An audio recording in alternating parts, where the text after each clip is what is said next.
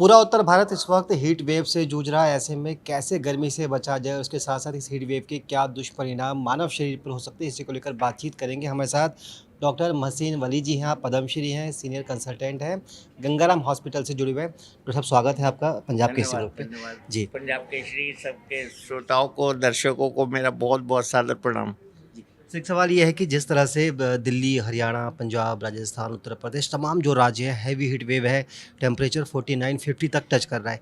क्या ये माना जाए, जो हम लोग लगातार कह रहे हैं कि प्रकृति से जो हम छेड़छाड़ कर रहे हैं, जो खिलवाड़ कर रहे हैं, ये आने वाले समय में खतरनाक होगा?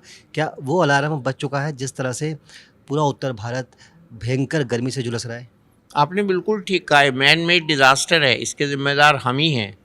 और ये गर्मी ऐसी नहीं होती थी पहले। हमने पेड़ों को भी काटा है, हमने गलत ईंधन यूज़ किए हैं, हमने नई नई बिल्डिंगें बना ली हैं, हमने जंगलों को काट के जो है कंक्रीट जंगल्स बना लिए हैं, और हमने जो है ऐसे ईंधन और ख़ास तौर से ऐसे हम कारें, एयर कंडीशनर्स जो कार्बन एमिशन करती हैं, वो चीज़ें जो ओजोन लेयर को डिप्लीट करती हैं, वो चीज़ें हमने व्यवहार में ला के रखी हैं।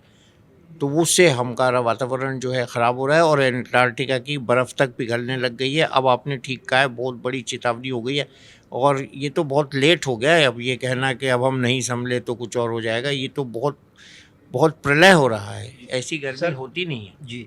क्या बचाव के तरीके हैं, क्योंकि मानव जीवन अनमोल है, और कैसे गर्मी का किसी भी शख्स के लिए या किसी भी ह्यूमन बॉडी के लिए नुकसानदेह हो सकती है, खासतौर पर जब टेम्परेचर 50 को छू रहा हो?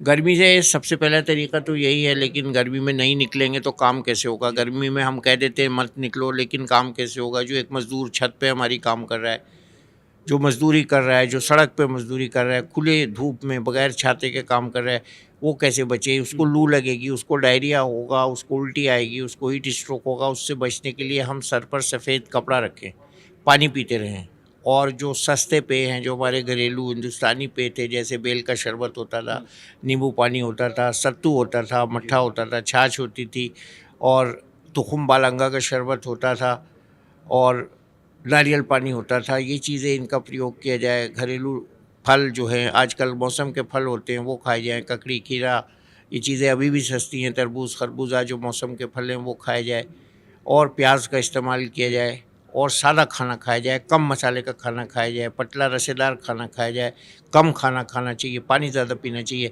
पानी का इस्तेमाल इसमें बहुत ज़रूरी है। छाता लगा के अगर हम चल सकते हैं तो छाता लगा के चला जाए, और एकदम से गर्मी में से सर्दी में न जाया जाए, यानी एयर कंडीशनर में न जाया जाए, और एयर कंडीशन से निकल के एकदम गर्मी में न जाया जाए। इस बात की एहतियात करनी चाहिए। भले सर, इन सब एहतियात के बावजूद अगर किसी को लू लग जाए या हीट स्ट्रोक हो जाए, तो उससे एक तो सिम्टम्स क्या है, कैसे मालूम पड़े कि हम इसकी चपेट में आ चुके हैं, और उससे बचाव के तरीके क्या हैं?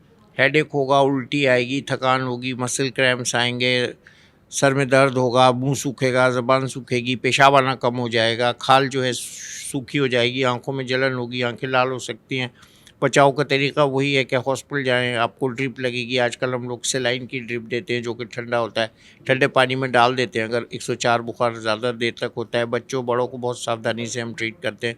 तो ये सब करते हैं हीट से बचने के लिए। फिर भी बहुत सी डेथ्स हो सकती हैं उन लोगों की जिनको हार्ट की बीमारी है, शुगर की बीमारी है, उनको ब्लड प्रेशर की बीमारी है। बहुत छोटे बच्चे हैं, वो बहुत नाजुक होते हैं, तो उनका जीवन खतरे में है। हर साल लाखों लोग हीट स्ट्रोक से मर जाते हैं। इसलिए हम यही कहते हैं कि हीट से बचिए। जी।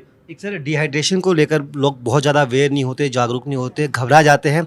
जानना चाहेंगे डिहाइड्रेशन आसान शब्दों में है क्या, और कैसे, अगर डिहाइड्रेशन किसी को हो जाए तो उसे कैसे बचा जा सकता है? जब शरीर का 15 से 20% पानी निकल जाता है तो उसको हम मॉडरेट टू सीवियर डिहाइड्रेशन कहते हैं। डिहाइड्रेशन का मतलब ये है कि शरीर का पानी कम हो गया, उस समय पसीना आना कम हो जाता है, पेशाब आना कम हो जाता है, और अजीब सी कमज़ोरी लगती है। उस समय पेट में भी ऐसा लगता है जैसे उल्टी आने को हो रही है, या उल्टी आ सकती है, और छोटे बच्चों में जो है बेहोशी आ सकती है। उसको हम हीट कोमा कहते हैं। तो इसको हीट स्ट्रोक इसी वजह से इसका नाम पड़ा है, क्योंकि सीवियर केसेस में कोमा हो जाता है तो हीट स्ट्रोक कहते हैं।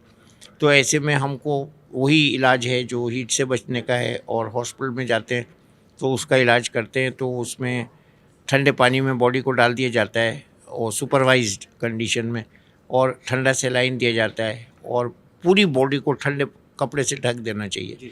घरेलू उपचार यही है कि बर्फ़ के भीगे हुए कपड़े हम बगल में और रानों में, जांघों में रखें, तो उससे बहुत जल्दी हीट से राहत मिलती है। एम ये है कि टेम्परेचर को कम करना है। तो टेम्परेचर को कम करने में पानी की कोल्ड स्पंजिंग जो हम कहते हैं वो करनी चाहिए, ठंडा पानी पीना चाहिए। बहुत से लोग कहते हैं मर लू लग रही है ठंडा पानी मत पियो, ठंडा गर्म हो जाता है, ऐसा कुछ नहीं है। हमें हर हालत में बॉडी में ठंड पहुँचानी है। क्या कुछ ओआरएस भी हैं और ख़ास तौर पे हाँ। किस तरह के ओआरएस लें ताकि वो सीधा फ़ायदा पहुँचाए? हमने आज इसी बात पे गोष्ठी की है कि WHO प्रमाणित ORS जो भारत से, बांग्लादेश से पूरे वर्ल्ड को हमने दिया है, वो तोहफ़ा है बच्चों के लिए, ख़ास तौर से बड़ों के लिए भी। लू लगने के बाद जो डिहाइड्रेशन होता है उसमें सोडियम का कंटेंट जो है 1/5 होता है, शुगर का कंटेंट 13.5 ग्राम होता है पर 100 ग्राम में। उसका सोल्यूशन को हम ओरल रिहाइड्रेशन सोल्यूशन या ओरल रिहाइड्रेशन सॉल्ट सोल्यूशन कहते हैं। तो ये WHO प्रमाणित होता है और इसको हम घर में बना सकते हैं। 1 मुट्ठी शक्कर और 1 चुटकी घी, पहले हम ऐसे ही बनवाते थे।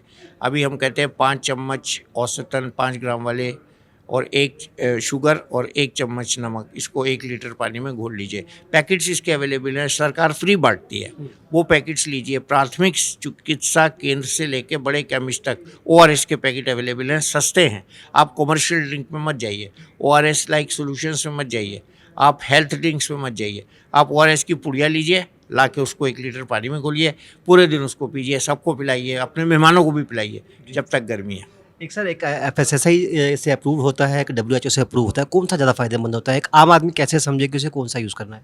FSSAI वाला हम मेडिकली रिकमेंड करते ही नहीं है, उसको हम डिस्करेज करते हैं क्योंकि उसमें सही फार्मूला नहीं होता, फ्लेवर होती है, मिलावट होती है, फ्रूट जूस ज़्यादा होता है या कुछ और ज़्यादा होता है। ORS में हमें इलेक्ट्रोलाइट्स चाहिए, वो उसमें नहीं होते क्योंकि इलेक्ट्रोलाइट जिस सोल्यूशन में होंगे उसका टेस्ट थोड़ा सा डिफरेंट होगा, वो ज़्यादा अच्छा नहीं होता है। और इसको अच्छा बनाने के लिए वो इसमें कैफीन भी डाल देते हैं और खुशबू भी डाल देते हैं, फल का जूस भी मिला देते हैं, आर्टिफिशियल स्वीटनर मिला देते हैं, तो वो इसके लिए अच्छा नहीं होता।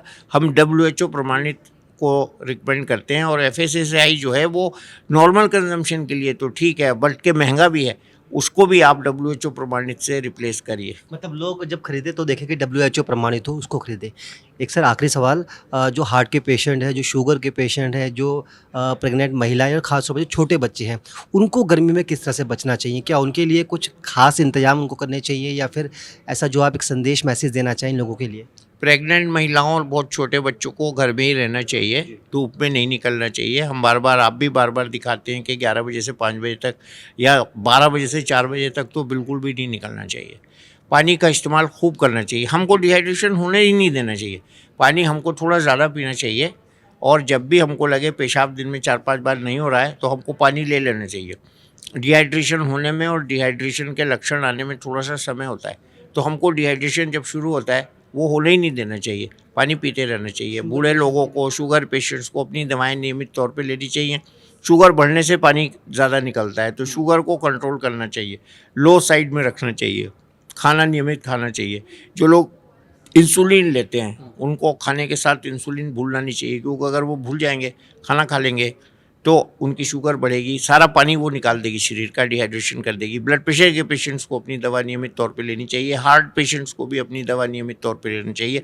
अगर वो दवा नियमित तौर पे लेते हैं तो उनको पसीना नॉर्मल आता है। तो हार्ट की जो दवाएं होती हैं ज़्यादातर वेज़ोडाइलेटर होती हैं जो पसीना लाती हैं। चलिए सर, बहुत बहुत शुक्रिया तमाम जानकारी के लिए। तो आपको बता दें कि पूरा उत्तर भारत इस वक्त हीट वेव की चपेट में, और डॉक्टर मोहसिन अली ने बताया कि आप कैसे इस हीट वेव भरे माहौल के अंदर भी खुद को बचा सकते हैं। तमाम जो जानकारी इनके द्वारा दी गई आप उनका इस्तेमाल कर सकते हैं और अपने जीवन को सुरक्षित भी बना सकते हैं। अपने सहयोगी कैमरामैन विनोद के साथ मुकेश गुप्ता, दिल्ली।